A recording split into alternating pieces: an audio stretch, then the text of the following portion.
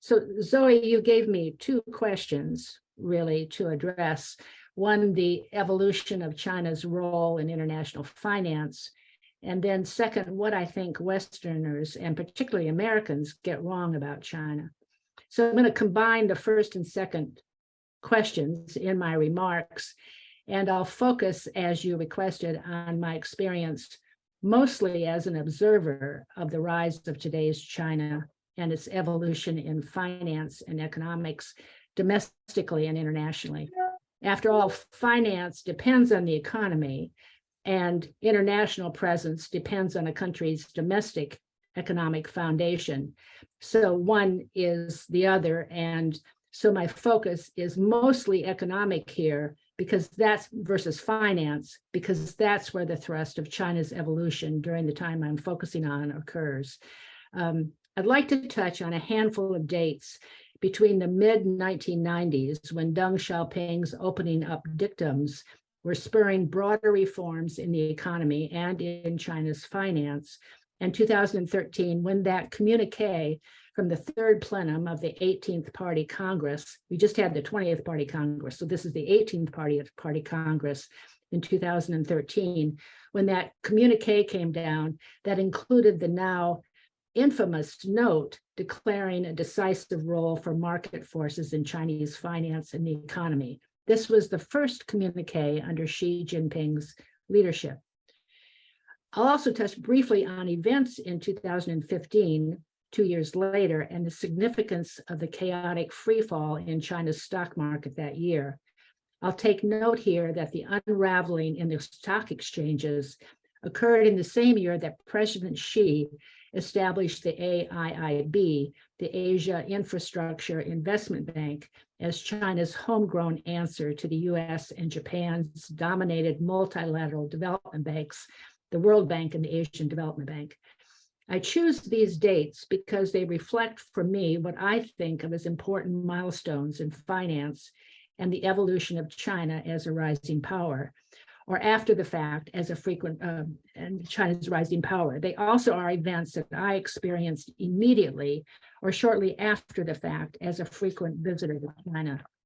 I began going to China as a lecturer and journalist, and then later as the CEO of PPI, as Zoe noted.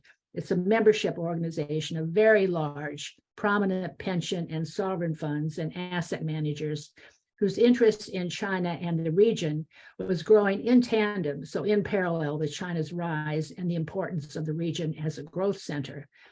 I will travel there again, at least annually, once COVID restrictions are lifted.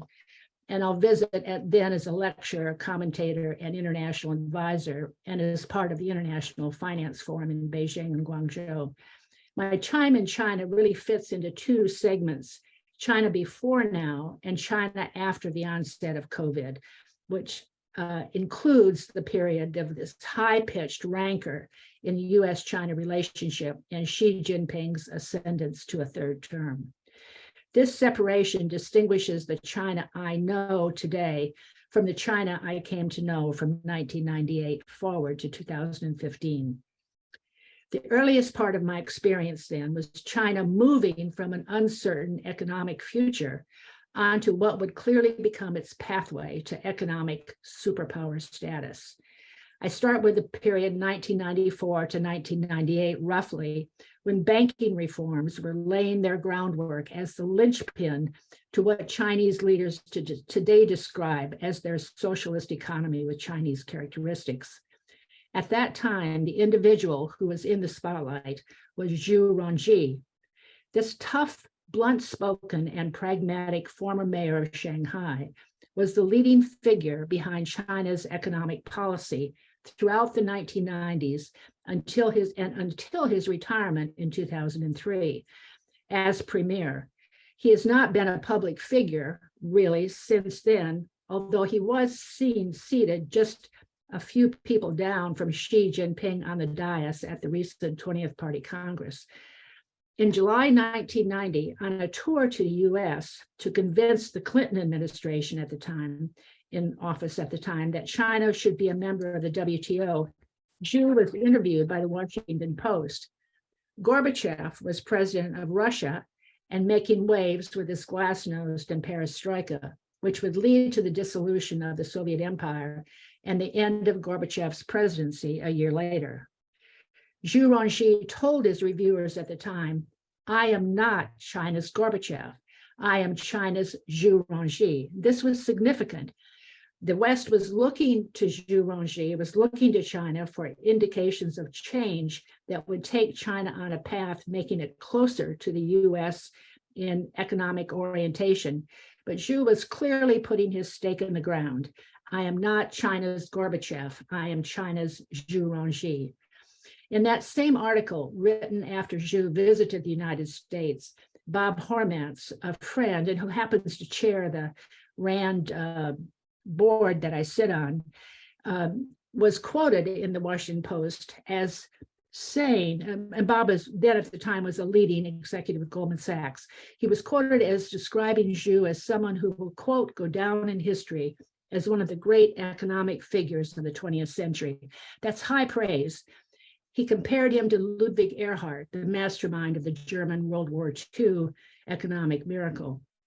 In addition to wrestling down rampant inflation and engineering a macroeconomic soft landing in 1995 to 1997, while most of Asia was headed into what we now refer to as the Asian financial crisis, these are among Zhu's accomplishments.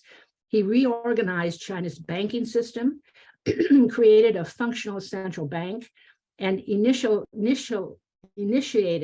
the commercialization of China's state banks.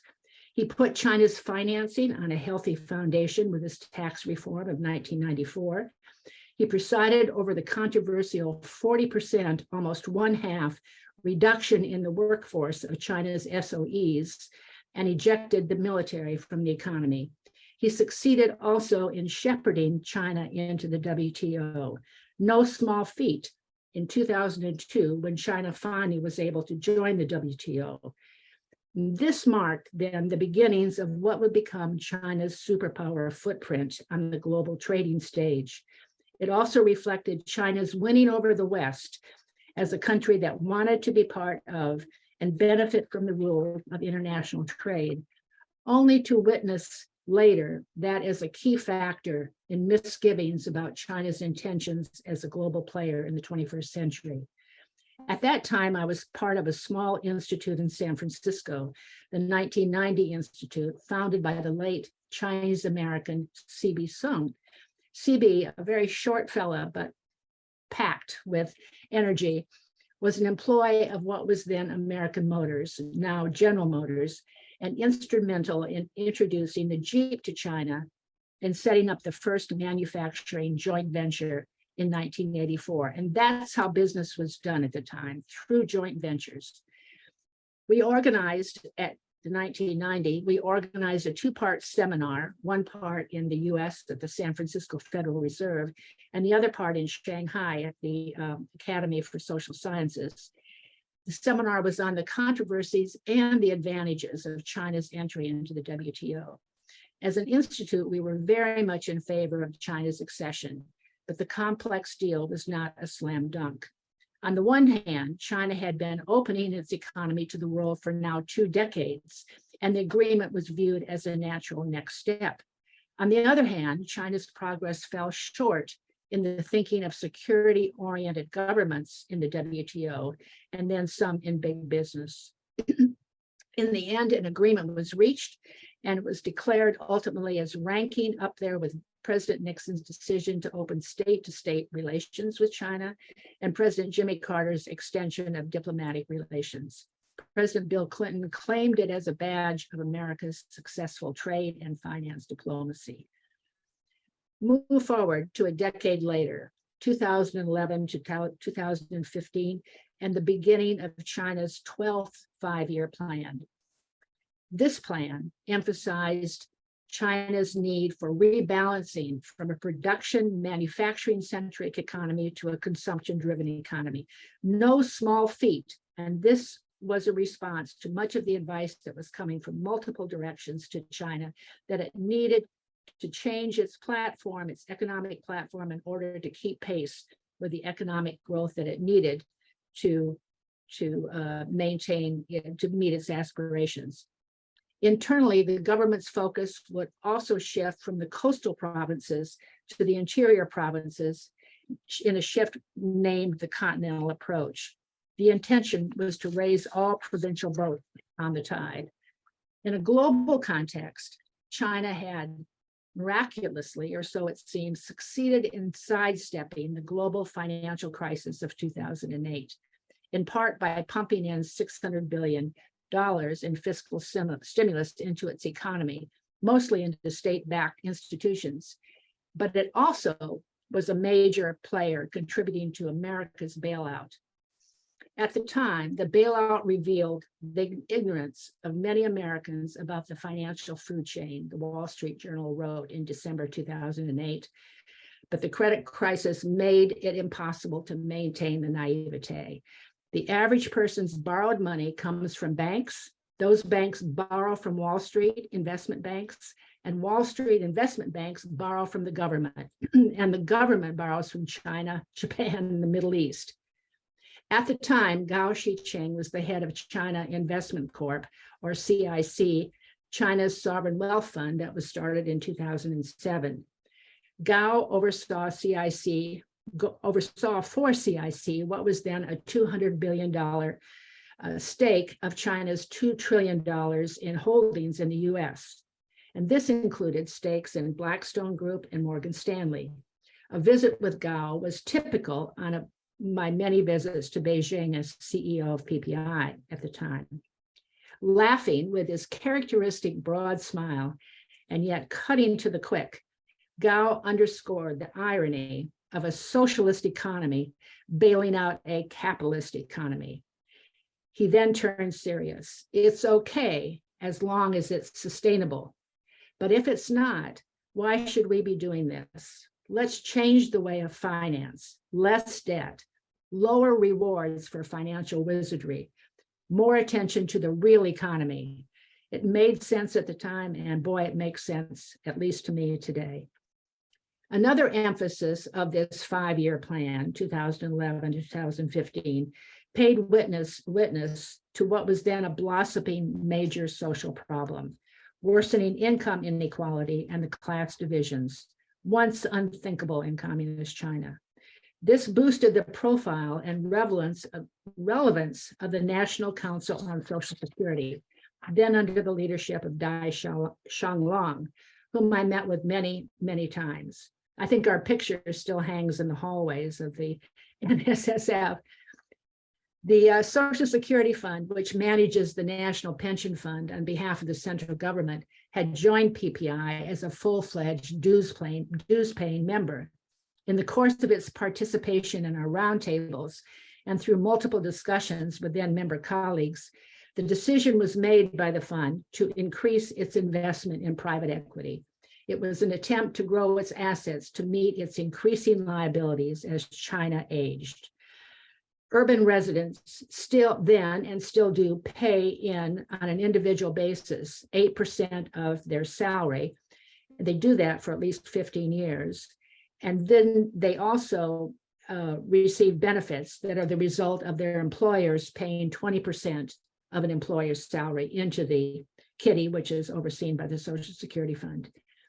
Meanwhile, SOEs, which were listing for the first time, earmarked a percentage of their assets of their listing assets for the Social Security Fund. So this was a way to increase the base of assets that the Social Security Fund oversaw. Within this 5-year period, yet another milestone came in 2013, to be precise.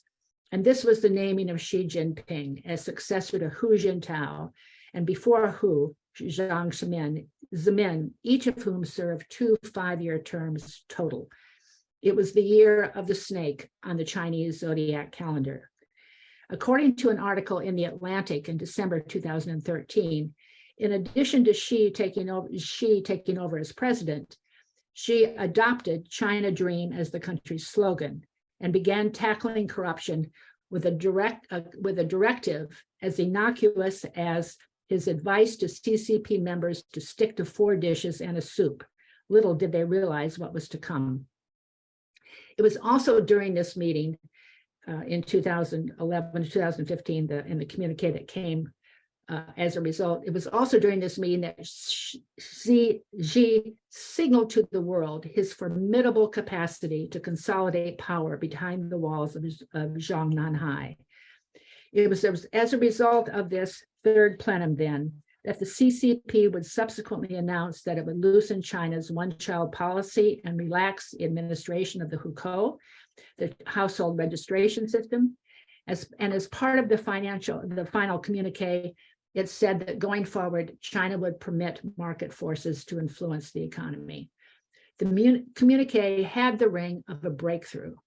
It suggested that Chinese leaders were prepared to allow markets to play a greater role in resource allocation, benefiting the private sector, which until now had been deep in the shadow of state-owned enterprises.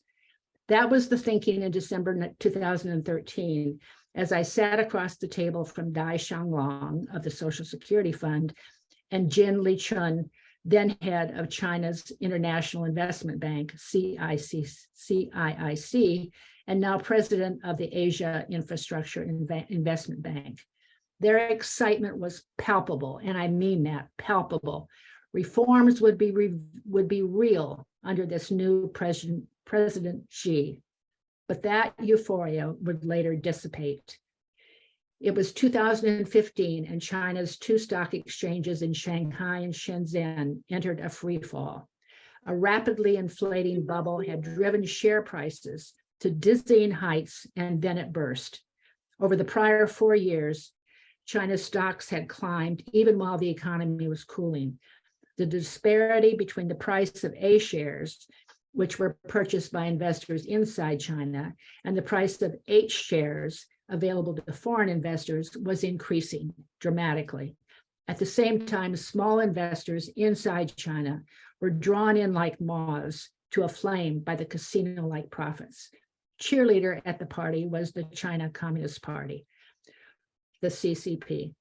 Orville Schell, a friend here in the Bay Area, and a significant commentator on China for years, wrote in the Guardian newspaper in 2015 about the World Bank's commentary of what was happening in the Chinese economy at the time. He quoted the World Bank: "Instead of promoting the foundations for sound financial development, the state has interfered extensively and directly in allocating resources through administrative and price controls, guarantees, credit guidelines, pervasive ownership of financial institutions, and regulatory policies."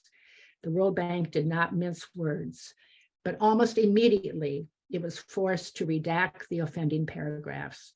No one inside of China wanted to listen to the voices of caution, Orville wrote. No one was willing to pay attention to what seemed increasingly apparent contradictions between Chinese ideology and capitalist systems. As someone who had first come to China during the Cultural Revolution, Orville said, I found it difficult not to be skeptical about such projects succeeding, given the clash between what then appeared to be two wildly irreconcilable ideological positions. The government, in effect, took ownership of the markets, despite their key requirement for proper functioning independence. China was both a large self-regulating financial market and a highly controlled and centralized economy. It was, as Orville wrote at the time, in the middle of a process of very uncertain change.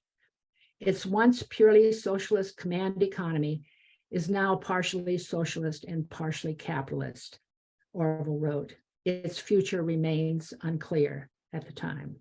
That was 2015.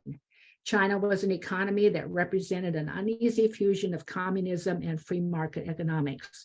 It was operating without a how-to manual. Today, we no longer feel that way. Today, the playbook appears to be intact. Leading the country is a president who succeeded in changing the rules to secure an unprecedented third term. Xi is a pragmatic nationalist who understands the waves in China's rise, and that realizing the full extent of his ambitions depends on a fruitful world order. That doesn't mean he will participate as the world's Gorbachev. It does mean he will participate as China's Xi Jinping with Chinese characteristics. To do otherwise, to present the world with a closed-off China, is to invite a very dim future. He will step forward and address the world in terms of principles of governance, relying on phrases like win-win and international harmony. He will bring the Chinese sense of entitlement to every table he sits at. Maintaining face will be as important as remembering an obligation, for example, his friendship with Russia's Putin. An early test could be the outcome of ongoing discussions between the SEC and the CSRC, the China Securities and Regulatory Commission, about reviewing the auditing worksheets of audits of Chinese companies listed on exchanges with the possibility of delisting these companies. Why do I note entitlement, principles, and maintaining face? Because these are indicators, at least for me, of how Westerners and Americans in particular misunderstand or misread China and the Chinese, and sometimes vice versa. Regarding principles, it was President Bush Sr. who wrote in his China diary from the time he was special envoy to Beijing and before formal diplomatic recognition between the two countries, about how much he liked the Chinese, but that they always spoke in principles. This was frustrating for the late president because it was obfuscating, he wrote. Regarding entitlement, I'm reminded here of Xi's recent speech during the 20th Party Congress about Taiwan belonging to China. Make no mistake, he means it. He and the mainland Chinese generally believe Taiwan belongs to the mainland by dint of history. Americans born of rugged individualism and believers in self-determination will decline to buy in. And face, again a reference to Bush Sr. The Chinese regarded the former president, the late president, in the same way as they see Henry Kissinger, as a friend of China. And in 1990, when Bush sought the UN Security Council's support for Operation Desert Storm against Iraq, the Chinese did not object. And so here we are, trying to parse what we know and what we've experienced in China with what is the China today. This is my best attempt separating the time frame from 1994 to 1998 and 2015 as one sort of segment roughly, and then the period that we are post-COVID. I welcome your thoughts and disagreements, challenges, comments, or otherwise, and go from there. Thank you, Zoe.